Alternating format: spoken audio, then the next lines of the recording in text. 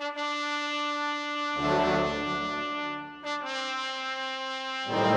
आप लोग एनएसजी में कमांडो ट्रेनिंग करने के लिए तैयार हैं?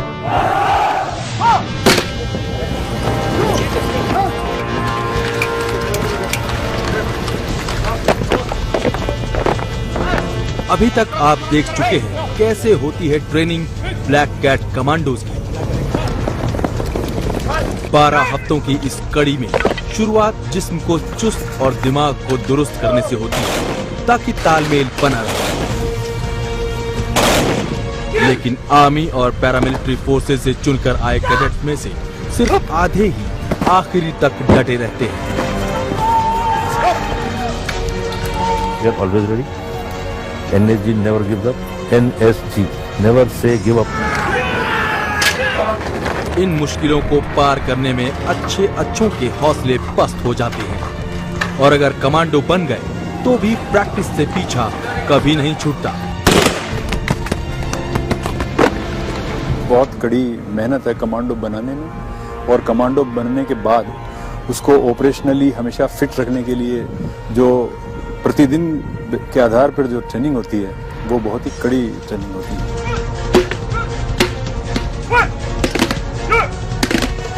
आखिर ब्लैक कैट कमांडो बनना कोई बाएं हाथ का खेल नहीं। कड़ी फिजिकल ट्रेनिंग के बाद अब बारी है कमांडो ऑपरेशंस की।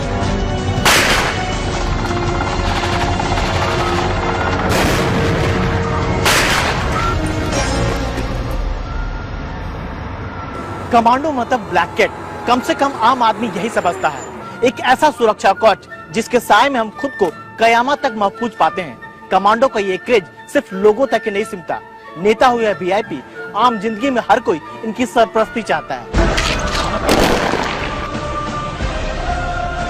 ना आग से डर और ना ऊंचाई का खौफ, ना चढ़ने से परेशानी और ना ही कूदने में हिचक। ब्लैक कैट कमांडो के लिए काउंटर टेररिस्ट कंडीशनिंग कोर्स की बेहद खास अहमियत है, जो ख्यालों की दुनिया से निकालकर जवानों को हकीकत की जमीन पर ला खड़ा करता है। क्या पता कब और कहां आतंकियों से दो हाथ करने की नौबत आ जाए। ऐसी ऑपरेशन में कुछ भी करना पड़ सकता है। आग की लपटों को चीरते हुए निकलना या फिर पानी के बीच रास्ता तलाशना। क्या पता कभी तार के सहारे उतरने की नौबत आए या फिर ऑपरेशंस के दौरान हर तरफ धुआं छा जाए। दुनिया को भी दिखा देंगे कि हम लोग 24/7 हम लोग अलर्ट रहते हैं। जैसे आपके दिल में टेररिस्ट के लिए दहशत है, उसी तरह टेररिस्ट के लिए ब्लैक कमांडोज की दहशत है।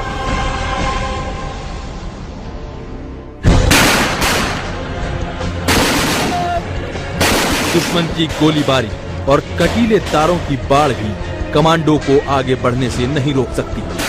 वो तमाम मुश्किलों से सिर्फ अपना बचाव ही नहीं करता, बल्कि ब्लैक कैट का कोई बार कभी खाली नहीं जाता। हर गोली पर एक मौत लिखी होती है। 1 शॉट 1 किल।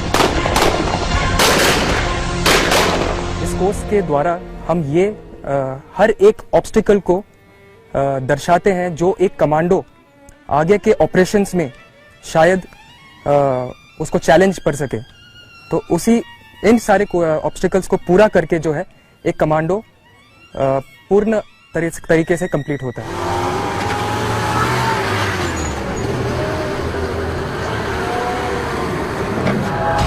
Reflex fire demonstration, black cat बनने के पहले आखिरी इम्तिहान, जब बात फिटनेस से ऊपर अचूक निशाने पर टिकी होती है, वो भी बगैर दुश्मन को पलक झपकाने का वक्त दिए।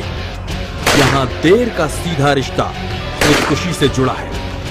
टारगेट दिखते ही रिएक्ट करना, और रिएक्शन भी क्या, दुश्मन को खामोश करना।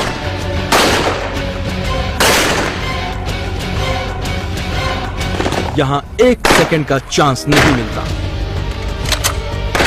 हालात तो अलग अलग तरीके का होगा, किसी और तरीके के हालात में भी वो इस सिचुएशन से में फायर कर सकता है, इफेक्टिव फायर के डालकर किसी भी टेररिस्ट को न्यूट्रलाइज कर सकता है। सीने से लगा ये अनमोल निशान बलिदान का है।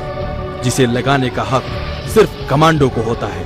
ऐसे जांबाज जिनमें जज्बा होता है देश की हिफाजत के लिए हंसते हंसते कुर्बान हो जाने का। बड़े बड़े जो मुकाबले हुए हैं टेररिस्ट के साथ, अक्षरधाम लीजिए, 26/11 मुंबई लीजिए, we have not bothered about our own life, we have lost brave hearts both, but we have overcome.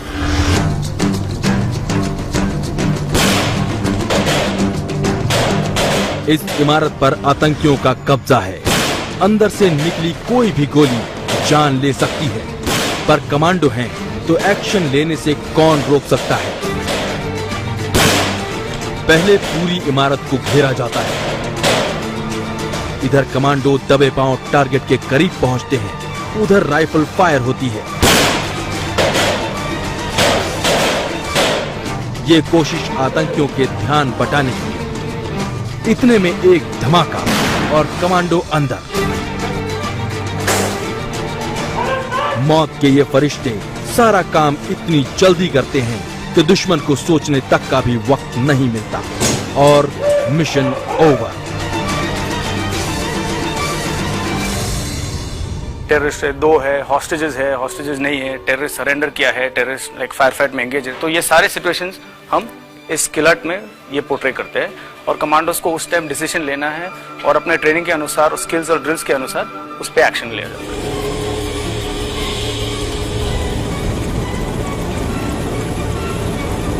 कई बार घने जंगल या फिर बहुमंजिली इमारतों की वजह से स्काई डाइविंग का रास्ता इख्तियार करना होता है। इससे भी बात नहीं बन रही तो हेलीकॉप्टर का इस्तेमाल एरियल प्लेटफॉर्म के तौर पर करके आतंकियों का सफाया करना होगा। अत्याधुनिक हथियारों के अलावा उनके साथ लैब्राडोर डॉग भी होते हैं, जिनकी काबिलियत पर आप शक नहीं कर सकते।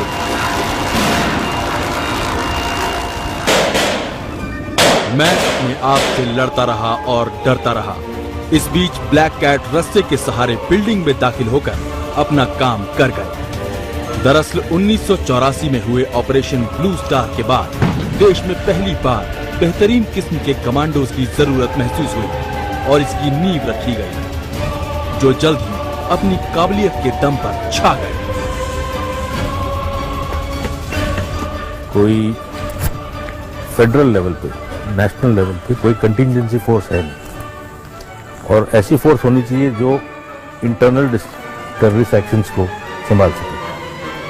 तो इस फिलॉसफी को लेके उन्होंने तय किया कि एक कंबाइंड फोर्स होगा, जिसमें आर्मी के स्किल्स होंगे कुछ और सेंट्रल आर्म पुलिस फोर्सेस के स्किल्स होंगे, और इस आइडिया को लेके उन्होंने आगे एनर्जी को बढ़ाया।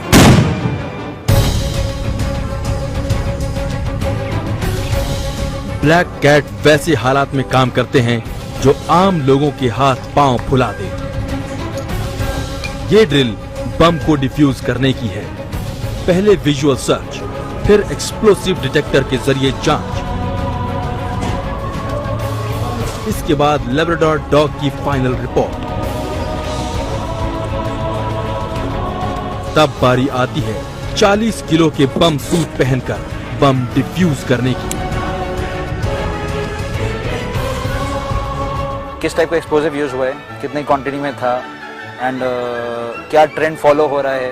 जनरली आप जैसे बॉम्बे ब्लास्ट कवर किया था एंड हाइको ब्लास्ट में हमारी टीम में, तो आप basically trend try to follow करते हैं, ट्राई टू फॉलो अच्छी and reconstruct the basic idea. और ये एक्सरसाइज है आतंकियों के कब्जे से बस को आजाद कराने की, जिसके लिए पहले रूट की पहचान होती है, फिर ऐसी जगह चुनी जाती है जहां से हमला बोला जा सके। चौंकाने के लिए अचानक फायरिंग और टायर बर्स्ट करने के लिए कांटों का स्पीड ब्रेकर। दर्जनों कमांडो जब एक साथ हमला बोलते हैं तो दुश्मन को हरकत करने की भी मोहलत नहीं मिलती। जो नहीं माना वो गया। इसका हमारा इतना रिहर्सल हो जाता है कि इसको किसी भी सिचुएशन में, अगर इस तरह की सिचुएशन आती है, हमारे कमांडो वेल ट्रेंड हैं कि वो इस तरह की एक्टिविटी को पूरी तरह से अंजाम दे सकते हैं। तैयारी प्लेन हाईजैकिंग से निपटने की भी है, ताकि IC-814 जैसी घटनाओं के वक्त हम हाथ पर हाथ धरे न बैठे रहे। यहाँ सारा दारोमदार स्काई कमांडोज का होता है, जो क्लोज कॉम्बैट में माहिर होते हैं। खुले पर हमारी क्या कार्रवाई रहती है। आपने देखा कि किस प्रकार से कमांडोज ने हरकत की एयरक्राफ्ट की तरफ, एयरक्राफ्ट के अंदर इंटरवेंशन करके फायर करके जो है टेररिस्ट को हाईजैक को जो है वो हाईजैकर को न्यूट्रलाइज किया है। एंड इसकी हम लोग काफ़ी हद तक हमारी अपनी सेल्फ ट्रेनिंग वगैरह रहती है, लाइव एयरक्राफ्ट पे ट्रेनिंग करते हैं, एयरपोर्ट पे ट्रेनिंग करते हैं। एंड यही हमारी जो जनरल है, ये हमारी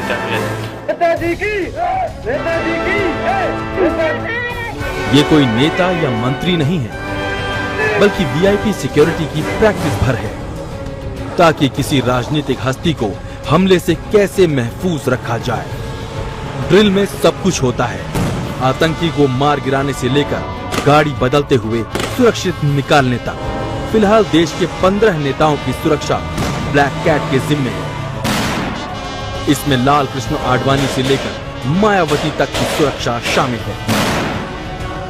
किसी भी तरह की कंटीजेंसी से निपटने के लिए विशेष तौर पर मोबाइल, जब हमारा वीआईपी है, उस समय पे कोई भी कंटीजेंसी होगी उसका जवाब देने के लिए कमांडोज तैयार रहते हैं। सभी प्रकार की प्रिकॉशंस हैं, उनको क्या क्या संभावित कंटीजेंसीज हो सकती हैं उसके बारे में बताया जाता है, और उस पर क्या ड्रिल उन्होंने अपनानी है उसके लिए उनको सिखलाई दी जाती है। लेकिन सबसे अच्छी बात यह है कि अब महिलाएं भी पीछे नहीं। बात चाहे चुस्ती फुर्ती की हो या मिशन को अंजाम देने की, निशाना इतना पक्का कि किसी चूक की उम्मीद नहीं कर सकते। न ट्रेनिंग में कोई फर्क है और न काबिलियत में कमी। बिल्कुल जिस प्रकार से हमें प्रशिक्षण दिया जाता है मेल कमांडो के साथ में, उसमें कोई कंसेशन नहीं होता। मतलब सेम ड्रिल, सेम कार्रवाई, सेम ट्रेनिंग बिल्कुल एक जैसी होती है। फुल जोश है, फुल जज्बा है किसी भी कार्य को पूरा करने के लिए। ब्रेक के बाद देखेंगे वक्त के साथ कितनी बदली एनएसजी।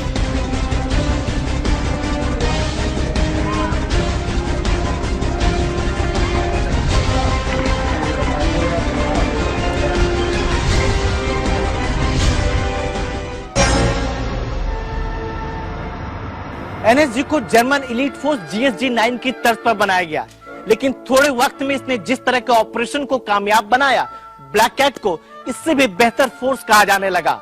चाहे ऑपरेशन मुंबई हो, चाहे ऑपरेशन मालदीव या फिर ऑपरेशन ब्लैक थंडर।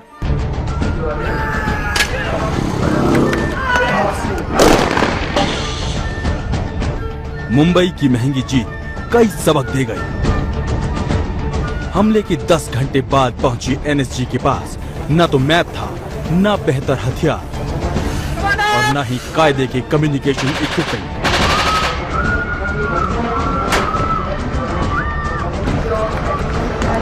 जहाँ तक हमारा रिस्पांस टाइम था, वो है कि पूरी एनर्जी दिल्ली में डिप्लॉयड थी और यहाँ से कहीं भी फोर्स ले जाने में टाइम लगता था। तो एक तो रिस्पांस टाइम हमें कम करना था, दूसरा था कि कोऑर्डिनेशन विद स्टेट पुलिस।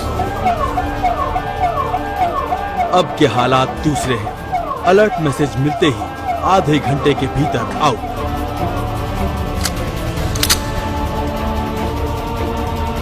साथ ही मुंबई, कोलकाता, हैदराबाद और चेन्नई में एनएसजी के रीजनल हब बनाए गए, जहां कमांडोज दिन रात मुस्तैद होते हैं।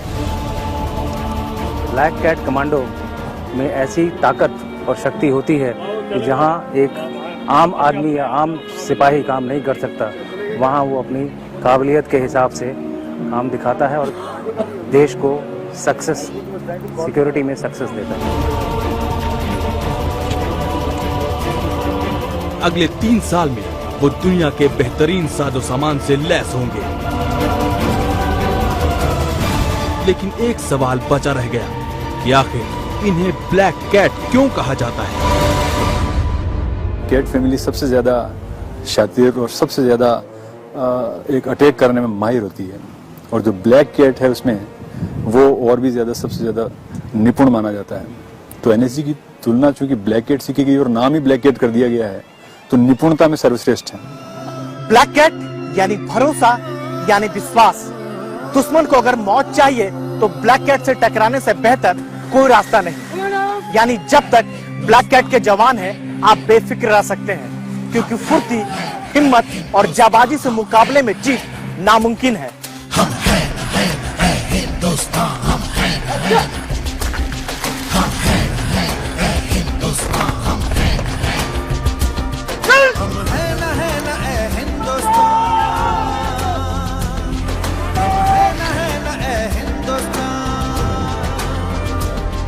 हम रंग रंग है फिर भी संग है, हम रंग रंग है फिर भी संग है, तीन रंग का एक निशान, हम है न है हिंदुस्तान, हम है न है हिंदुस्तान, हम है हिंदुस्तान, हम है हिंदुस्तान, हम है।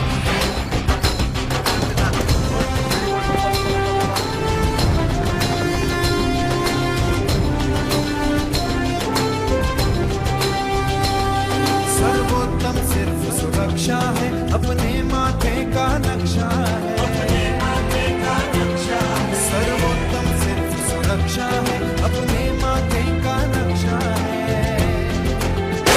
हम है न है हिंदुस्तान, हम है न है हिंदुस्तान, हम है न है हिंदुस्तान।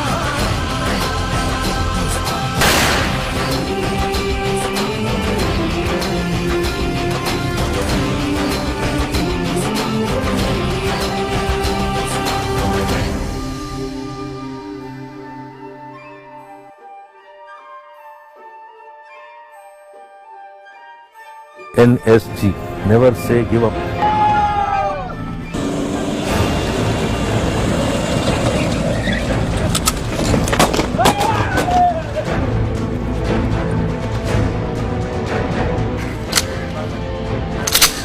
Come on up!